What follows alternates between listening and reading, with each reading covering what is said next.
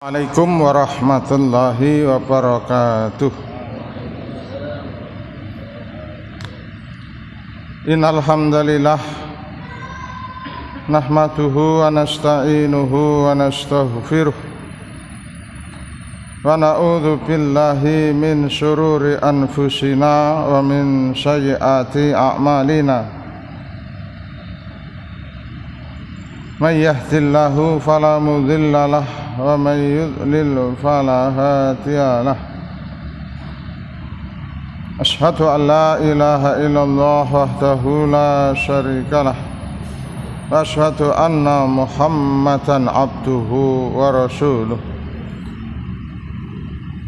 Allahumma shalli wa sallim wa barik ala Muhammad wa ala alihi wa ashabihi wa man tabi'ahu bi ihsanin ila yaumil qiyamah. Wa ba'd. Jamaah rahimakumullah,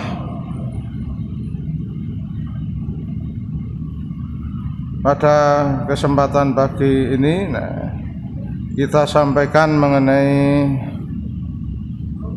kaidah dalam mengikuti ulama berdasarkan nasihat-nasihat dari para ulama-ulama terdahulu, para imam madhab. Kemarin sedikit sudah saya sampaikan satu perkataan Imam Malik radhiyallahu an, bahwa imamu Darul Hijrah, yang beliau dikenal dengan imamnya Darul Hijrah itu Madinah. Waktu itu beliau menjadi imam utama di Masjid Madinah di masa beliau masih hidup, karena keulamaannya yang luar biasa. Maka beliau yang didapuk menjadi imam Masjid Nabawi, maka beliau dikenal dengan Imam Darul Hijrah. Imam Malik adalah imam madhab yang kedua, periode kedua. Imam madhab yang paling awal, paling tua itu Imam Abu Hanifah. Madhabnya terkenal dengan madhab Hanafi. Kemudian Imam Hanifah punya murid Imam Malik, yang dikenal madhabnya madhab Maliki. Kemudian Imam Malik mempunyai dua murid yang menjadi imam madhab juga, Imam Syafi'i, Imam Ahmad. Imam Syafi'i dengan madhabnya Syafi'iyah, madhab Syafi'i. Kemudian Imam Ahmad madhabnya lebih dikenal dengan madhab Hambali. Meskipun juga ada yang mengatakan madhab Ahmad, tapi yang populer madhab Hambali karena dinisbahkan kepada bapaknya, Ahmad bin Hambal, maka terkenal Hambalinya. Nah, perkataan Imam Malik di sini, kullu kalamin minhu dzu qabulin wa minhu mardudun siwar Rasul sallallahu alaihi wasallam. Setiap perkataan itu bisa diterima juga bisa ditolak. Siwa kecuali perkataan Rasulullah sallallahu alaihi wasallam. Karena perkataan Nabi itu bukan dari hawa nafsunya, bukan dari Nabi sendiri, tapi apa yang disampaikan Rasulullah adalah wahyu. Wa ma yantiqu anil hawa in huwa illa wahyu yuha, di dalam surat An-Najm ayat 34. Nah, maka kalau itu dari Nabi dan hadisnya sahih, maka kita tidak boleh menolak, karena itu kebenaran yang mutlak, karena bersumber dari wahyu Allah. Nah, itu perkataan Imam Malik yang populer kalau kita membaca tentang madhab. Maka di antara palam imam madhab tidak ada satupun yang mengklaim pendapatku madhabku paling benar. Tidak ada satupun di antara imam madhab yang mengklaim begitu. Tidak ada satupun. Maka nanti ada beberapa nasihat lagi secara khusus di antara imam madhab. Sudah saya tulis juga di sini berdasarkan dari kitab-kitab beliau yang tersebar.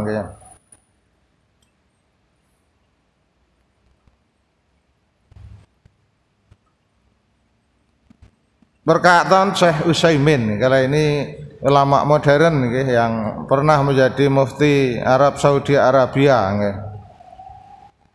Saya baca saja terjemahnya nggih. Ini terdapat dalam kitab Majmu' Fatawa oleh Syekh Ibnu Utsaimin, juz sekian halaman sekian nggih.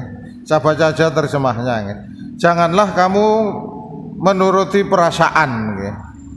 Di agama itu bukan perasaan. Kadang sebagian kita masih agama itu perasaan nggih. Maka perasaan itu jika tidak dibangun di atas akal dan syariat, ia akan menjadi badai yang menerbangkan nggih, dan menghempaskan dirimu ke dalam neraka nggih. Jadi agama itu bukan hanya berdasar perasaan tetapi dalil. Nah, begitu nggih.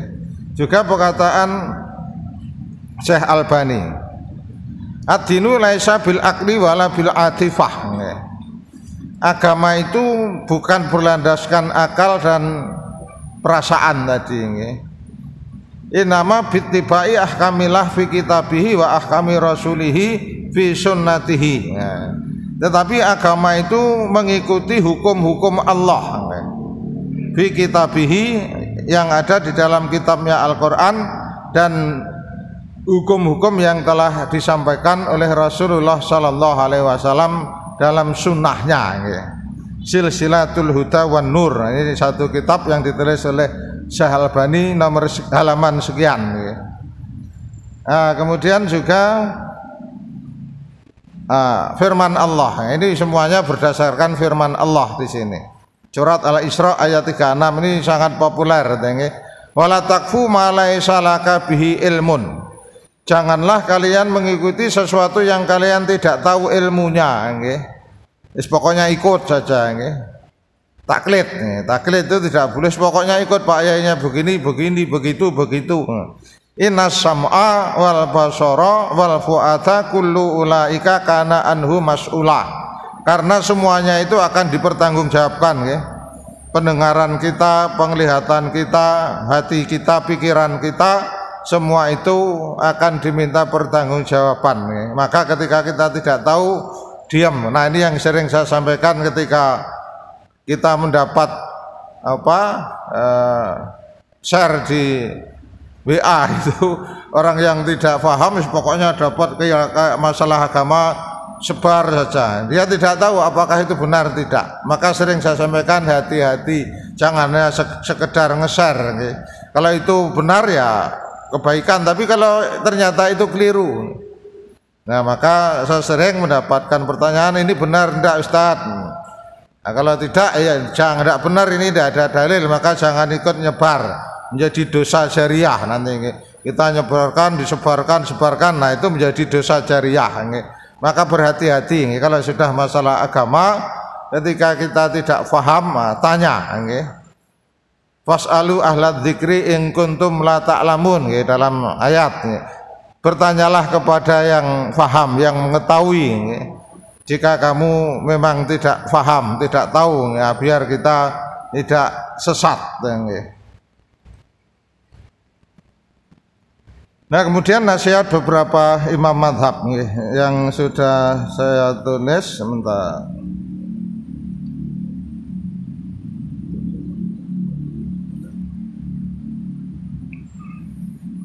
Kalau Imam Abu Hanifah was Syafi'i, nah, ini dua imam pertama dan yang terakhir ini, karena Imam Syafi'i itu semasa dengan Imam Ahmad, tapi ada yang mengatakan usianya lebih tua sedikit Imam Syafi'i, cuma selisih berapa tahun kelahirannya.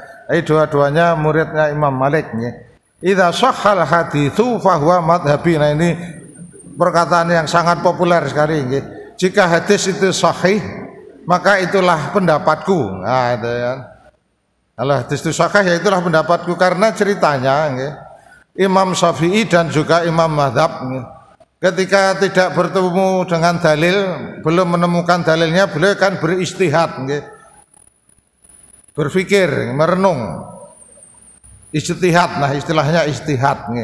Nah, ternyata kadang ketika Imam Syafi'i beristihad, ternyata sudah ada hadis, cuma hadis itu belum sampai ke Imam Syafi'i. Karena pada masa itu, itu hadis belum terbukukan seperti sekarang. Imam madhab, orang dekat. Moga kalau ada pertanyaan. Nah, yang namanya imam madhab itu yang termasuk penulis hadis yang membukukan hadis itu Imam Ahmad dan Imam Malik. Imam Malik terkenal dengan kitabnya Muwatta, itu kumpul hadis-hadis yang diriwayatkan Imam Malik. Imam Ahmad dengan musnadnya, musnad Imam Ahmad. Yang musnad Imam Ahmad ini yang paling banyak hadisnya. Kalau Imam Bukhari, Imam Muslim itu cuma 6.000. Imam Ahmad itu 29.000, itu paling banyak. Nah, karena apa? Karena Imam Bukhari, Imam Muslim, beliau tidak menulis di dalam kitabnya kecuali yang sudah jelas-jelas sahih. Sedangkan Imam Ahmad belum membedakan. Pokoknya Imam Ahmad menerima hadis ditulis, ketemu hadis ditulis. Nah, itu bedanya. Maka Imam Ahmad akhirnya kitabnya paling tebal. Nah, Imam Bukhari, Imam Muslim, Abu Dawud, Tirmidzi, Nasai, Ibnu Majah itu generasinya setelah Imam Syafi'i. Maka di dalam kitab Syafi'i tidak ada rawahu Bukhari, rawahu Muslim, tidak ada, karena generasinya memang setelahnya. Waktu itu hadis belum terbuka. Maka ketika belum ketemu hadis, Imam Syafi'i berijtihad. Nah, salah satu contoh ijtihad Imam Syafi'i. Nah, Imam Syafi'i di dalam kitabnya ketika membahas tentang tayamum, Imam Syafi'i kalau tayamum itu mengusap tangannya sampai siku. Kenapa sampai siku? Beliau mengkiaskan dengan wudu. Faksilu wujuhakum wa aidikum ilal marafiq, kan, basuhlah wajahmu dan tanganmu sampai siku. Nah, Imam Syafi'i yang dikutip oleh Imam Ibnu Katsir mengatakan tayamum itu sampai siku. Karena apa? Karena Imam Syafi'i belum menemukan di dalam kitabnya. Karena kalau Imam Syafi'i menemukan hadisnya di kitabnya juga ditulis. Nah, itu ijtihad Imam Syafi'i. Tetapi ternyata ada hadis. Nabi memberi contoh kalau tayamum itu mengusap wajah dan kedua punggung dhahru kafaihi, punggung telapak tangan. Cuma begini. Kan dalam hadisnya kan cuma begini toh. Tapi Imam Syafi'i sampai sini, kenapa? Karena mengkiaskan dengan ke Al-Quran, mengkiaskan dengan wudhu, bukan berdasar dalil. Kalau yang dalil sampai sini tidak ada yang dari hadis. Yang dalam hadis cuma punggung telapak tangan. Nah, dalam hadisnya begitu. Nah, maka Imam Syafi'i tadi akhirnya beristihad. Nah, kemudian nasihat berikutnya, kala Syafi'i, kullu ma qultu fakana ani Nabi sallallahu alaihi wasallam khilafun qauli. Setiap perkataan yang ternyata perkataan itu kok menyelisihi sabda Nabi, maka mimma yasihu fa hadisun Nabi aula, maka hadis Nabi itulah yang paling utama. Fala tuqalliduni, maka kalian janganlah taklid kepadaku. Imam Syafi'i saja mengatakan begitu. Jadi tidak boleh namanya taklid buta. Nah, meskipun seorang Imam Syafi'i pun menyadari mungkin sekali waktu itu, karena tadi hadis itu belum terbukukan seperti sekarang. Mayoritas waktu itu yang namanya hadis itu hanya dihafalkan. Waktu itu namanya kertas juga belum banyak. Kalau pengen punya kitab ya nulis sendiri. Waktu itu apalagi percetakan dan belum ada. Jadi ketika ingin punya tulisan nyatet sendiri. Maka ada satu ucapan Imam Ahmad yang sangat populer itu. Imam Ahmad itu kemana-mana selalu membawa alat tulis, membawa pulpen waktu itu dan membawa kertas. Nah, kemudian suatu saat beliau ditanya oleh muridnya yang waktu itu sudah sepuh, rambutnya sudah memutih. Muridnya menanyakan, hatta mata ma'al mihbaroh, wahai Imam, sampai kapan kau selalu membawa alat tulis? Karena ketika ketemu hadis, ada yang mengatakan hadis ditulis. Nah, maka ada perkataan Imam Ahmad ketika menjawab itu, ma'al mihbaroh hattal makbaroh, bersama alat tulis sampai masuk kubur. Jadi mencari ilmu itu tidak ada habisnya. Karena maka dari kata-kata Imam Ahmad itu muncul kata-kata nasihat, nggih. Thalabul ilmi minal mahdi ilal lahdi. Ada orang mengatakan ini hadis padahal bukan hadis. Ini perkataan Imam Ahmad aslinya, nggih. Belajar itu sejak dari ayunan sampai masuk liang kubur, karena itu perkataan Imam Ahmad aslinya, bukan hadis. Tapi sebagian kalangan kalau yang tidak mempelajari ya seolah-olah hadis padahal bukan. Nah maka harus kita luruskan juga. Termasuk nasihat Imam Syafi'i yang sangat populer dulu ketika saya masih kecil sering mendengar mubalak itu hadis padahal itu perkataan Imam Syafi'i. Man yuridul akhirah fa alaihi fil ilmi wa man aradal dunya fa alaihi bil ilmi wa man aradahuma fa alaihi bil ilmi. Barang siapa ingin sukses akhirat dia wajib tahu ilmunya. Pengen masuk surga ya harus tahu ilmu masuk surga itu apa, amalan-amalan yang menyebabkan masuk surga. Barang siapa ingin sukses dunia dia juga harus tahu ilmunya. Berdagang harus tahu ilmu dagang, bertani bagaimana ilmu bertani dan seterusnya.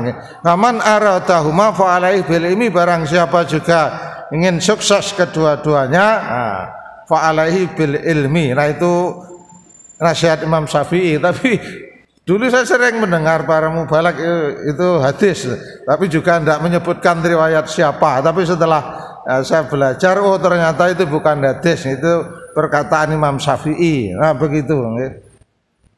Waqala Ibnu Abbas. Ini perkataan Ibnu Abbas. Kalau perkataan sahabat dikenal dengan namanya hadis mauquf. Di hadis yang bersumber pada sahabat dikenal juga dengan athar. Laisa ahadun ba'da Nabi sallallahu alaihi wasallam ila yukhad min qaulihi wa yutraq. Tidak ada seorang pun setelah Nabi sallallahu alaihi wasallam kecuali ucapannya bisa diterima juga bisa ditolak. Nah, ini sama dengan perkataan Imam Malik.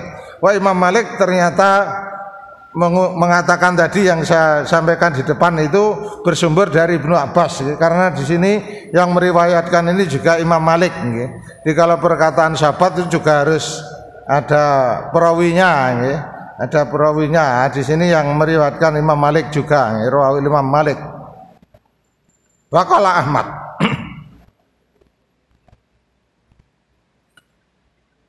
Man radda hadis Rasulillah sallallahu alaihi wasallam fahuwa ala syafin halakatin. Barang siapa yang menolak hadis Rasulullah sallallahu alaihi wasallam, maka ia berada dalam jurang kehancuran. Nah, karena ada sebagian kalangan itu kalau disebutkan hadis Nabi itu alergi gitu. Ini biasanya yang sudah terbiasa amalan-amalannya memang tidak berdalil. Saya dulu masih ingat ketika santri kita mu'alimin itu, kalau santri mu'alimin kan kalau kelas 6 itu ada kewajiban khutbah. Salah satu lulus mu'alimin itu dia khutbah di masjid-masjid sekitar mu'alimin, masjid-masjid yang kecil. Kalau masjid besar ya masih tidak boleh juga. Ada masjid-masjid kampung keliling. Nah suatu saat mendapat tempat di daerah di kampung lah, mendapat daerah di kampung. Saya dengar cerita dari pembimbingnya, kan. Nah santri kita ini membaca hadis Inna astaqal hadis kitabullah wa khairal hadi hadju Muhammad sallallahu alaihi wasallam wa khairul umuri wa syarrul umuri muhdatsatuha dan seterusnya. Yang intinya sebenar-benar perkataan adalah firman Allah Al-Quran, sebaik-baik petunjuk adalah petunjuk Nabi Sallallahu Alaihi Wasallam, dan seburuk-buruknya perkara adalah sesuatu yang dibuat-buat dalam masalah agama. Sesuatu yang dibuat-buat dalam masalah agama adalah bid'ah. Bid'ah itu adalah dolalah, dolalah itu finnar. Itu ternyata setelah khutbah diingatkan oleh takmirnya itu. Besok lagi tidak boleh baca hadis itu katanya. Wah ini hadis Nabi tidak boleh dibaca itu kan. Santri saya mu'alimin. waktu praktek khutbah, kalau sana istilahnya praktek khutbah. Kalau dulu saya sering bimbing, tapi sekarang sudah enggak karena sudah ada yang lain, saya sudah jauh juga tempatnya. Nah, maka ini perkataan Imam Ahmad kenapa menyampaikan ini, karena memang waktu itu pun ada, sudah ada yang menolak hadis Nabi itu, yang dikenal kemudian di Indonesia waktu itu ada aliran inkarus sunnah, inkarus sunnah, pokoknya Quran saja, tidak mau hadis. Wah, ini juga padahal mengikuti hadis itu kan juga perintah Quran, atiullah wa atiur rasul, itu kan taat kepada Rasulullah, taat pada Rasulullah itu kan hadis kan. Taatlah pada Allah, taatlah pada Rasul. Dalam Al-Quran kan banyak tuh ayat itu. Taatlah pada Allah. Kalau sekarang apa Quran? Kita kan enggak mungkin Allah berbicara dengan kita kan Quran kan. Wa atiur rasul, taat pada Rasul, kita enggak pernah ketemu Rasul, hadis. Nah, begitu saya pernah debat itu dengan, wah ini orang ini pahamnya, ketika saya ngisi itu ternyata ada yang pahamnya ngikuti, ya enggak tahu dia bacanya dari mana itu. Wah, ini terus saya tantang terus. Nah, atiullah wa atiur rasul, apa maksud jenengan? Atiur rasul itu apa? Taatlah pada Rasul itu apa maksud jenengan kalau jenengan enggak mau menerima hadis yang saya sampaikan tadi itu kan. Ah, juga mereka mengatakan tidak boleh Quran itu ditahsis dengan hadis. Jadi ada Al-Quran yang sifatnya umum, ada kemudian ada hadis yang mengkhususkan kan, seperti apa, salat Jumat. Salat Jumat itu ada yang sampai sekarang mengatakan, kalau di Jawa ada majelis tafsir Quran, wanita itu wajib Jumatan. Dasarnya apa?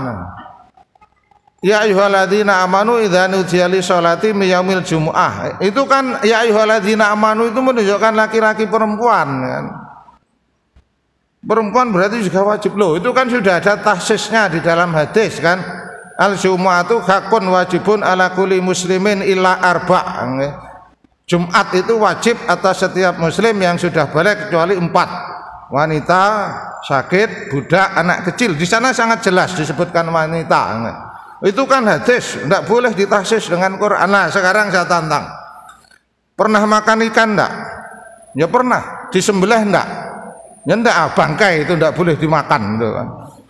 Nah, berarti kan bangkai kan segala sesuatu yang mati bukan karena disembelih kan bangkai. Akan khurimat alaikumul maitatu wadamu kan, diharamkan bagimu apa, bangkai, darah babi dan sesuatu yang disembelih selain Allah kan. Bangkai berarti tidak boleh dengan makan. Kalau makan ikan harus disembelih. Hanya nyembelih ikan gimana? Nyembelih udang gimana? Bingung dia, saya jawab begitu kan. Nah, itu tahsisnya jelas. Ukhillalana maitatani wadami kan, dihalalkan bagi kita 2 bangkai 2 darah kan. Hadis itu ditahsis istilahnya, dikecualikan kan?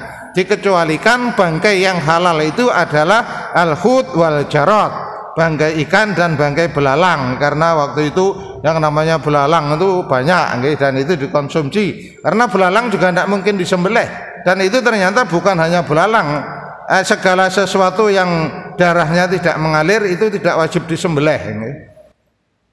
Jangkrik jenis belalang, pokoknya apapun. Jadi yang laron, kalau dulu di Jawa biasanya ada laron, itu tidak perlu disembelih karena memang tidak mungkin nyembelih itu kan. Tidak mungkin nyembelih itu kan. Nyembelih teri itu gimana nyembelih teri itu? Ini ada hukum am, ada umum, ada khusus. Nah begitu. Tapi ada paham inkarus sunnah itu. Tapi ya tidak tahu mereka gurunya siapa. Gurunya siapa tidak jelas. Nggak termasuk tadi.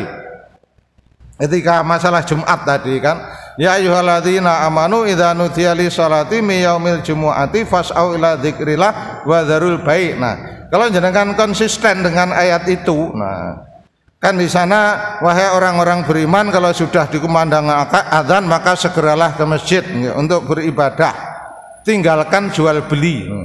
Nah, waktu itu saya ingatkan, berarti menurut ayat itu yang wajib Jumatan itu hanya pedagang. Lah kok pedagang? Lah itu wadarul baik, tinggalkanlah jual beli kan. Bagaimana yang pegawai? Bagaimana yang petani itu. Nah itu bingung juga dia. Nah, karena ayat ini ada asbabun nuzul. Nah ceritanya waktu itu ayat berikutnya dijelaskan ya. Wa idza ra'au tijaratan aw lahwanin fadhu ilaiha wa tarakuka qa'imah. Ceritanya waktu itu ketika Nabi sedang khutbah ya, pada hari Jumat. Nah, tiba-tiba datanglah rombongan pedagang dari Syam. Mereka banyak membawa dagangan. Ya.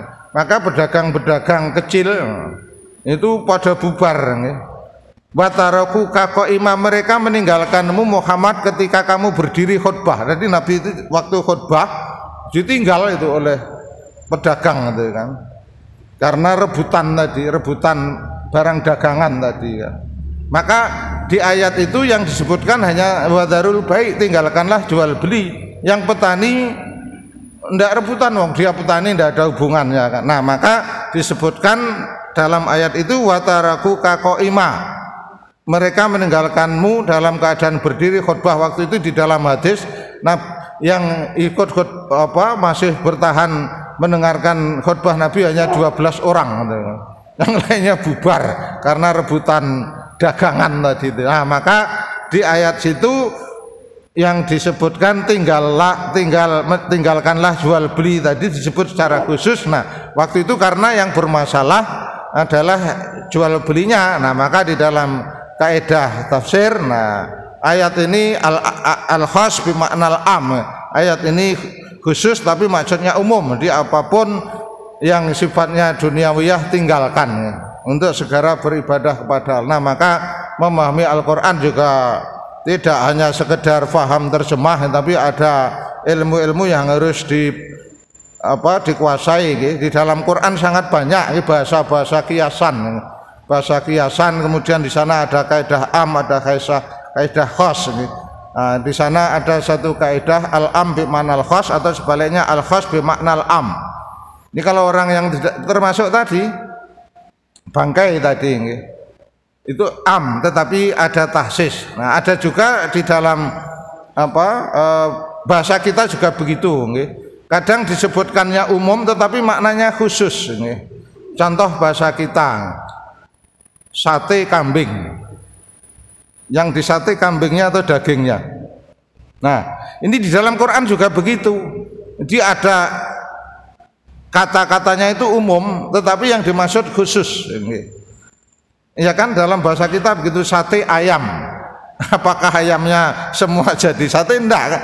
Yang ada biasanya sudah ada toko soto daging ayam, biasanya ada yang lengkap begitu. Tapi ada juga yang menulis soto sapi kan begitu kan. Nah, dalam Quran juga banyak bahasa seperti itu. Banyak bahasa-bahasa yang sifatnya tadi umum tapi maksudnya khusus, ada juga khusus tapi maksudnya umum. Nah, kebalikannya juga ada. Nah, ini harus memang memahami tata bahasa ya. Di dalam bahasa Arab itu sudah balaghah istilahnya. Balaghah itu kalau bahasa kita apa ya? Gaya bahasa.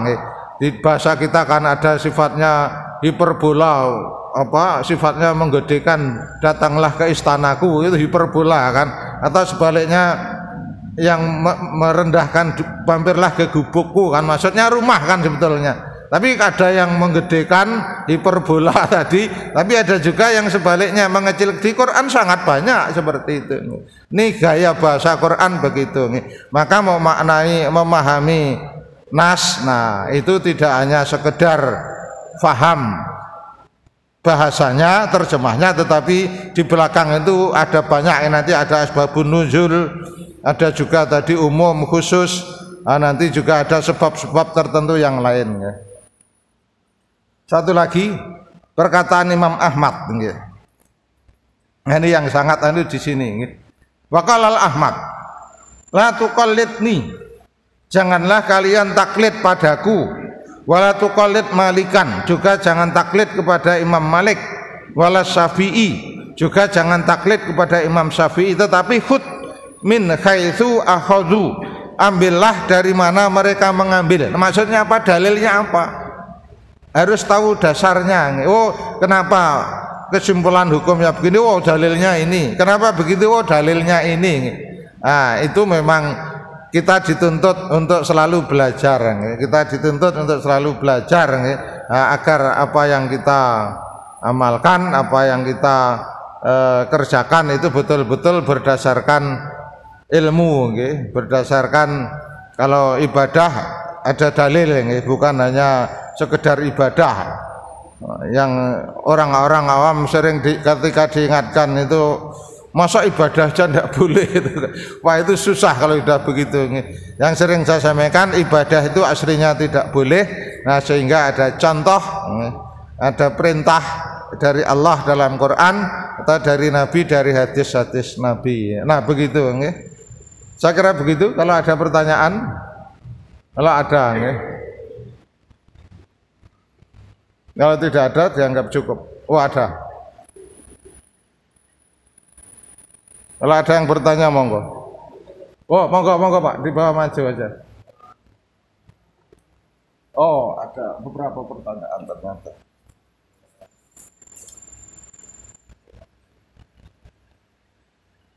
Ini kemarin sudah.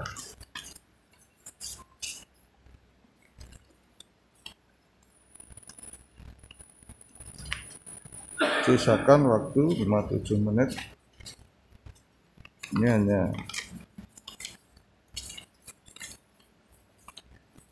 agak panjang pertanyaannya.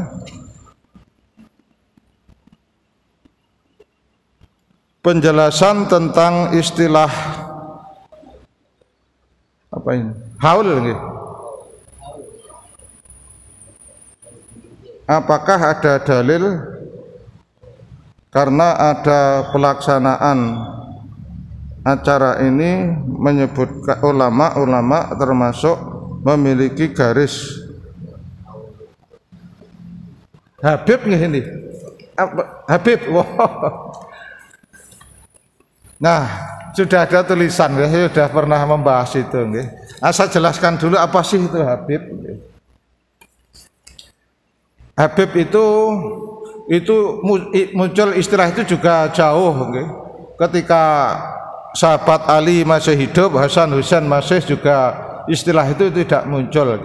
Kemudian ada orang yang merasa berbangga diri kalau keturunan Nabi, itu masanya sudah jauh. Masanya sudah setelah Bani Umayyah, Bani Abbasiyah, sudah jauh. Kemudian muncul itu. Itu ceritanya ketika salah satu anak Husain itu menikah dengan orang Persia. Nah, orang Persia ini yang kemudian menggaungkan keturunan Nabi itu. Padahal Nabi juga mengatakan, meskipun keturunanku kalau tidak beriman, tidak beramal soleh, ya tetap neraka. Nah, istilah Habib itu ada keturunan Hasan Husain. Nah, kalau dulu saya masih ingat ketika di Jawa, di daerah saya Kediri, saya belum mengenal istilah Habib. Istilahnya Sayyid sama Syarif. Kalau Sayyid itu yang keturunan Hasan, kalau Syarif itu yang keturunan Husain. Kalau yang putri Sayyidah, kalau yang putri Syarifah, ada Sayyid, Sayyidah, Syarif, Syarifah. Nah, kemudian di antara Sayyid dan Syarif ini yang faham agama, yang menjadi ulama, nah baru dibeli gelar Habib. Nah itu ceritanya, baru digelar Habib. Nah, maka sebagian kalangan ada yang menganggap Habib itu mempunyai kekhususan, padahal dalam hadis-hadis Nabi tidak ada yang begitu, tidak ada. Meskipun keturunan Nabi kalau tidak beriman, akhlaknya buruk, ya tidak ada jaminan masuk surga. Yang jelas tidak ada manusia yang maksum setelah wafatnya Rasulullah, bisa benar bisa salah. Ada ceramah Habib-Habib itu yang wah, ini sudah jauh dari kaidah-kaidah agama. Saya juga ngumpulkan di sini untuk contoh. Meskipun Habib kalau ceramahnya seperti ini jangan diikuti. Ada saya beberapa contoh. Ceramahnya ngawur banget itu kan. Nah, maka karena apa? Karena tidak menyebutkan dalil, hanya sak ucap-ucapnya, sak omongnya dia. Tidak ada dalil sama sekali, padahal itu sudah masalah-masalah ibadah yang seharusnya ada dalil ini. Nanti insya Allah saya putarkan beberapa ceramah yang ngawur itu kan.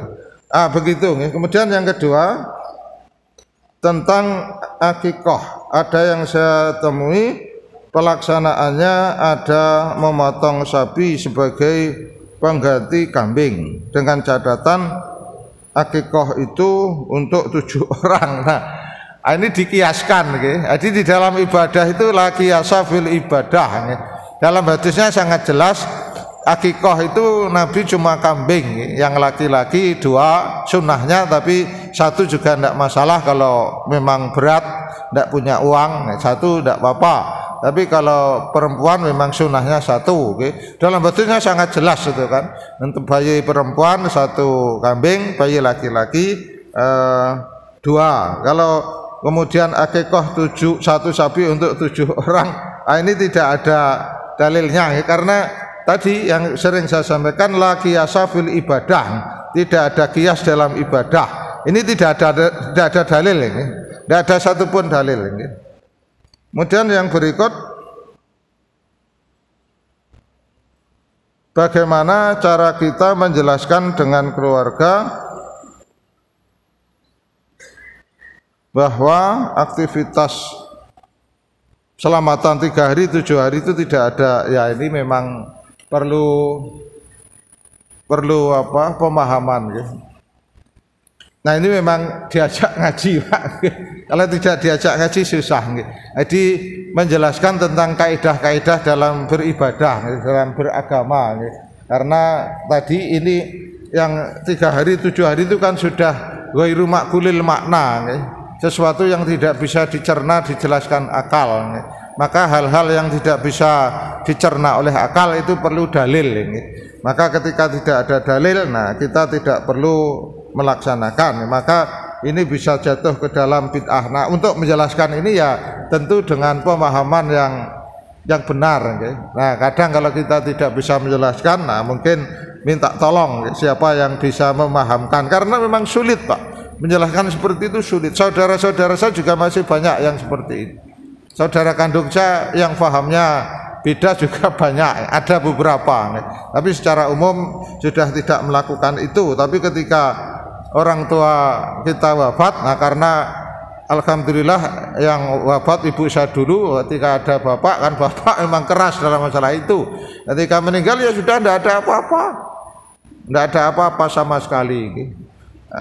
Malamnya ya kita takziah biasa, tidak ada acara kumpul-kumpul makan-makan tahlilan, tidak ada, karena bapak masih ada. Ketika bapak wafat itu sempat kakak saya akan mengadakan tidak, karena bapak dulu juga tidak mau. Ketika ibu tidak ada, bapak juga tidak memerintahkan itu. Apakah tadarus Al-Quran harus dengan suara nyaring? Sehingga, nah kalau ini tidak harus, apalagi ada saudara kita di masjid, itu malah dilarang. Kalau di masjid itu ketika ada yang sholat, itu dilarang. Nanti kita baca tentang adab di masjid, itu sudah ada hadis-hadisnya. Ketika Rasulullah waktu itu ceritanya ketika sedang itikaf di masjid itu ada yang baca Quran dengan keras, maka Rasulullah mengatakan, pelankanlah suaramu, karena yang di masjid ini sedang bermunajat kepada Allah, janganlah kalian saling mengganggu. Nah, kalau di rumah mungkin cukup ya tidak, prinsipnya tidak terlalu keras lah. Kalau ingin tujuannya agar anak-anak kita mendengar, nah itu monggo kemudian didengarkan. Tapi prinsipnya tidak terlalu keras. Apalagi pakai speaker tidak usah, jangan. Ini saudara kita itu yang akhirnya dianggap mengganggu kan, maka tidak perlu. Ini sudah ada. Jadi prinsipnya yang namanya zikir, baca Quran, apalagi zikir. Zikir itu Rasulullah tidak pernah teriak-teriak. Zikir itu memang masalah betul-betul pribadi kita kepada Allah, maka tidak perlu dengan suara yang keras, apalagi pakai speaker. Nabi juga pernah arbi'u aswatakum innallaha la yasummu wa la yakum, pelankanlah suaramu karena Allah itu tidak bisu, tidak tuli. Itu dilarang, itu malah ada hadisnya ketika ada sahabat ketika zikir itu keras-keras gitu. Rasulullah dilarang itu malah. Hadis-hadisnya sudah saya tulis di sini. Cuma karena kita tidak ada LCD, nanti kalau ada LCD, nah nanti bisa jenengan bisa bawa file, nah nanti bisa copy tulisan-tulisan saya. Ini masalah-masalah seperti itu. Saya kira cukup sementara, sudah jam 6:30. Insya Allah besok akan kita lanjut. Monggo kalau ada pertanyaan bisa melalui WA atau tulisan secara langsung. Demikian, semoga bermanfaat, mendapat ridha dari Allah Subhanahu wa taala. Assalamualaikum warahmatullahi wabarakatuh.